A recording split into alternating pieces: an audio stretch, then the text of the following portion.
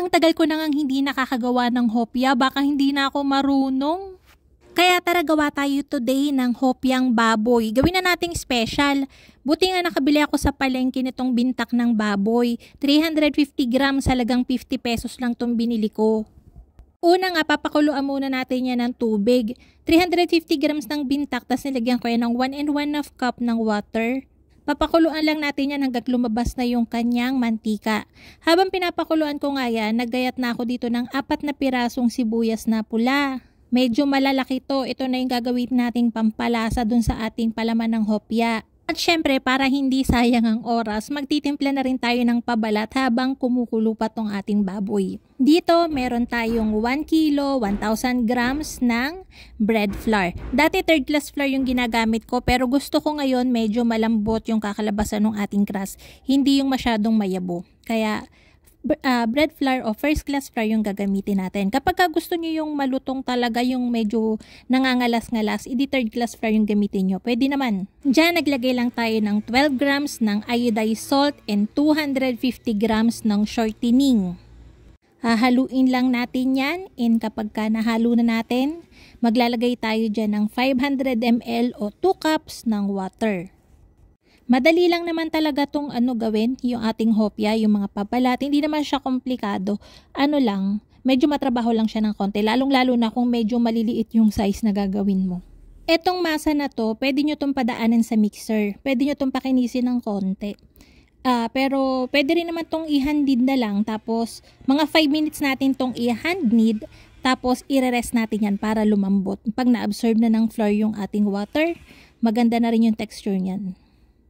So, nilagay ko lang yan sa plastic. Siguro mga nasa 20 to 30 minutes natin siyang i-rest para maganda na yung texture niyan mamaya.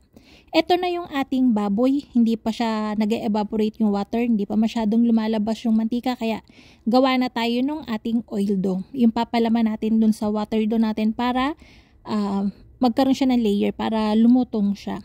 Diyan, meron akong 500 grams ng third glass flour. Tapos, naglagay tayo dyan ng 300 grams ng shortening. Vegetable shortening ito.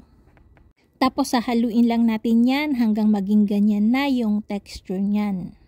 Yung paggawa ng hopya, halos kapareho siya ng paggawa ng puff pastry. 'Di ba? Sabi ko sa inyo, yung mga tinapay natin dito, may katumbas yan sa foreign na mga breads o pastries.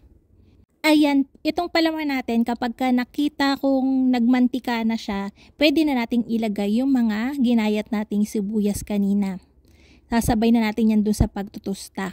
Pagka ganyan yung kulay niyan, i-rest muna natin to. Huwag natin tong lalagyan kagad ng flour o timpla habang mainit pa siya kasi nagse-separate yung oil dun sa flour kapag mainit pa nating inilagay.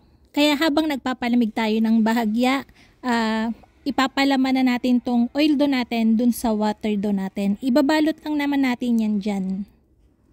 Yung ating dough ay madaling imolde kasi nga malambot compare kapag third class flour yung ginamit natin. Pero personally, mas gusto ko talaga yung third class flour gamitin.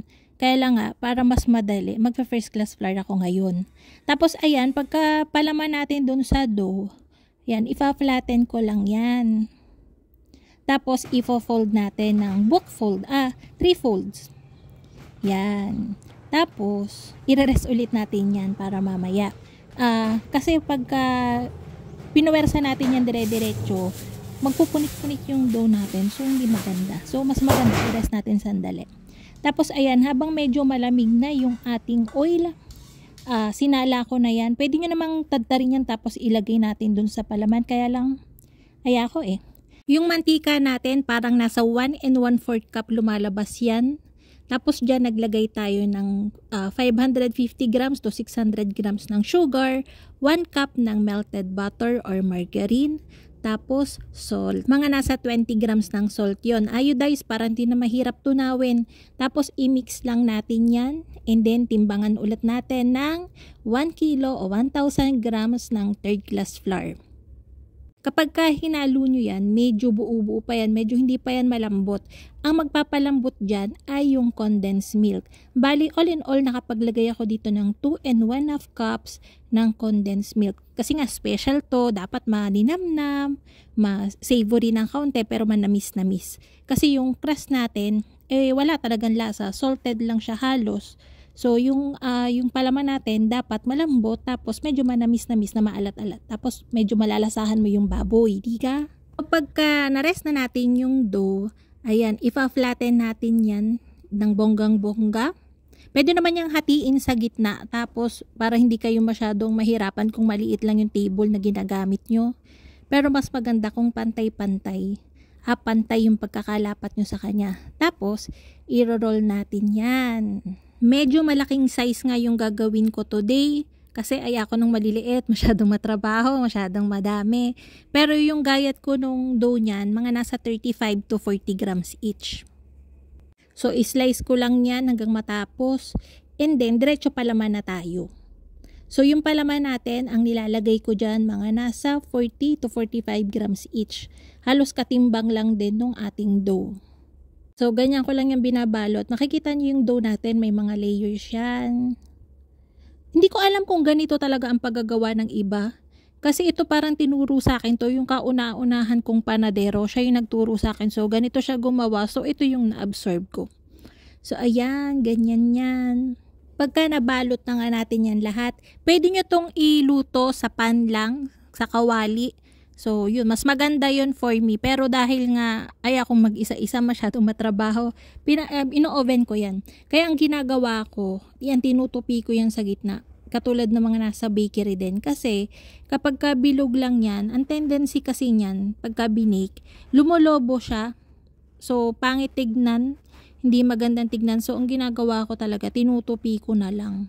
After nating ma-emolde yan lahat, lalagyan na natin yan ng egg wash bago i-bake. Naka-preheat na yung oven ko, 280 degrees Celsius. Pwede rin kayo mag 200 degrees Celsius yan kung gusto nyo mag-puff siya. So, lalagyan muna natin yan ng egg wash na nilagyan ko ng kaunting egg yellow. Hindi ko alam kung bakit ganito, may madilaw-dilaw silang nilalagay. Pero nakasanayan, so pagpatuloy natin yan. So, yan, i-bake natin yan sa 180 degrees Celsius for 25 to 30 minutes. Pagkaahon yan, palamigin nyo muna ng konti bago nyo kainin. So, pag medyo malamig na siya, ganyan na yung kanyang itsura.